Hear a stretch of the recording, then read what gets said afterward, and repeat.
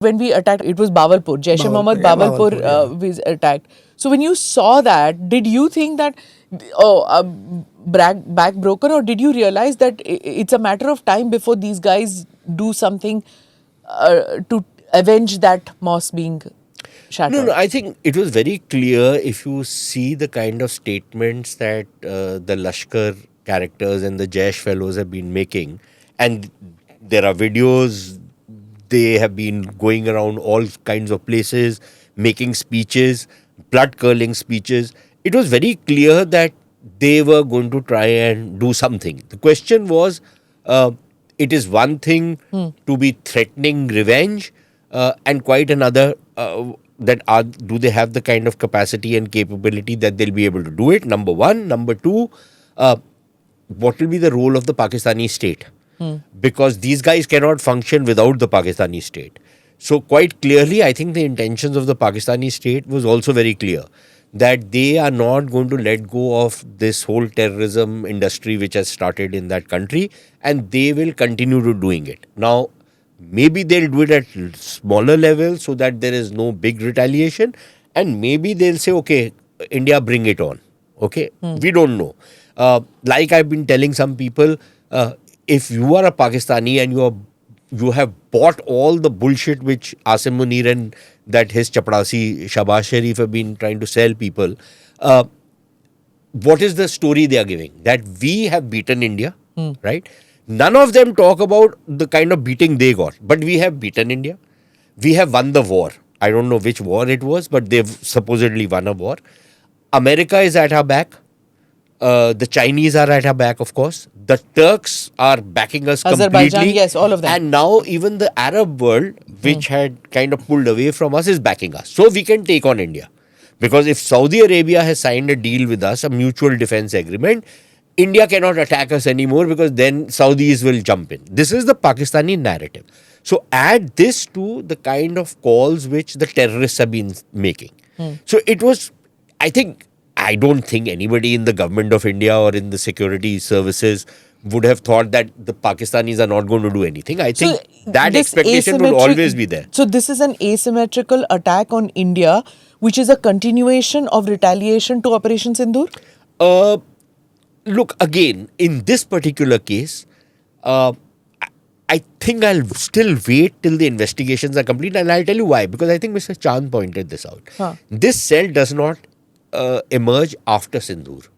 This cell has been in operation for about at least 3 or 4, 2 years, maybe even longer. Media right? reports, right?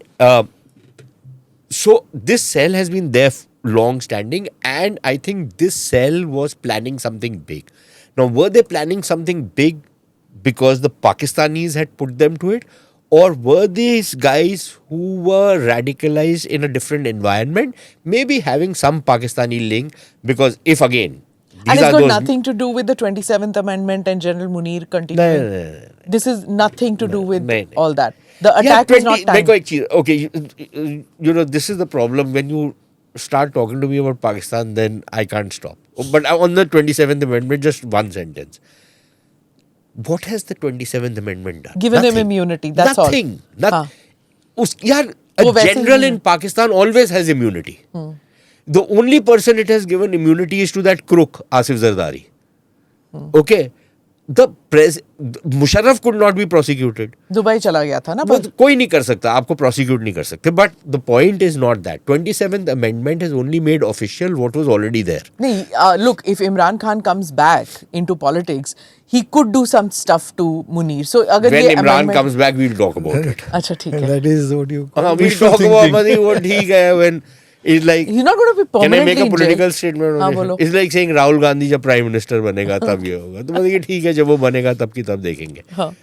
So that's not the point. So I would imagine that, look, we have been in a bit of denial within India. There is a certain amount of radicalization which is also taking place in India. Some of it, and a lot of it, is probably inspired by terror groups outside India. International jihadist groups, the kind of propaganda which is happening on the internet, social media, all kinds of other chat rooms, all kinds of other things. All of that has been happening. But in our, at least at the political level, there has been a level of denial that there is radicalization taking place within Indian society, among Indian Muslims, and you see more of it among the educated and the half-educated.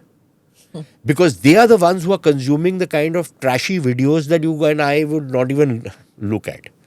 But they are consuming it, right? So, I don't know, again, because the investigations are still ongoing.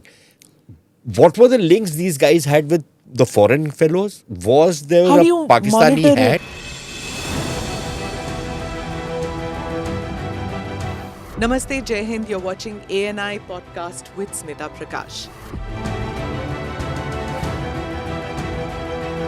अगर हम उसको मस्जिद कहेंगे तो फिर विवाद होगा। The issue is टूटा है क्या भारत? 400 पार का मतलब ये है कि संविधान खतरे में है। क्या हम लोग ये निर्देश देते हैं कि फला को गिरफ्तार करके जेल डाल दें? वही तो कह रहे हैं सब। ये बेबुनियाद निराधार आरोप। सच्चा सुनना चाहो देखो स्मिता प्रकाश ANI, it does not lie.